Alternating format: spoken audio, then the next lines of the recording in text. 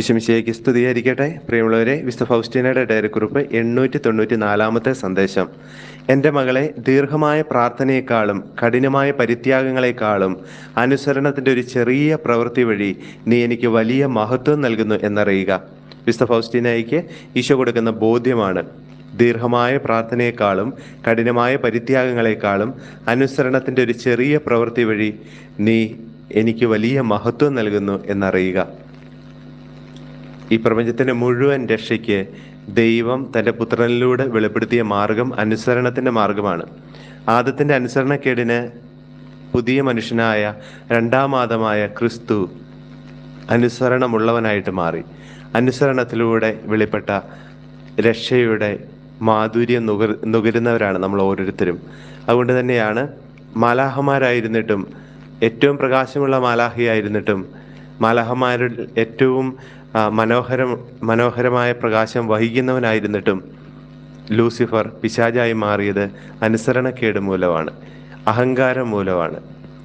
അഹങ്കാരം മൂലം ദൈവത്തെ ആരാധിക്കുന്നതിൽ നിന്ന് മാറി നിൽക്കുമ്പോൾ അവർ പിശാചായിട്ട് മാറുകയാണ്. തിരുവചനത്തിൽ ഉടനീളം ദൈവത്തിൻ്റെ തന്നെ ഛായയിലും സാദൃശ്യത്തിലും സൃഷ്ടിക്കപ്പെട്ട ആദ്യ മനുഷ്യനും ആദ്യ പുരുഷനും ആദ്യ സ്ത്രീയും അനുസരണക്കേട് മൂലം മനുഷ്യൻ്റെ ഏറ്റവും ബലഹീനമായ അവസ്ഥയിലേക്ക് മരണത്തോളം അധപ്പതിക്കുന്നത് നമ്മൾ കാണുന്നുണ്ട്. വീണ്ടും വലിയ പ്രവാചകന്മാരും പുരോഹിതന്മാരും ചക്രവർത്തിമാരും ദൈവ മനുഷ്യരുമൊക്കെ അനുസരണക്കേട് മൂലം തകർച്ചയിലേക്ക് വീഴും നമ്മൾ കാണുന്നുണ്ട്.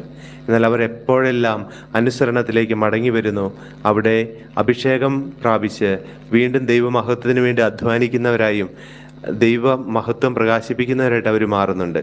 നമുക്ക് നമ്മുടെ ജീവിതങ്ങളിലെ ചെറിയ ചെറിയ അനുസരണക്കേടിൻ്റെ സന്ദർഭങ്ങളെ നമുക്കൊന്ന് ഓർമ്മിക്കാം.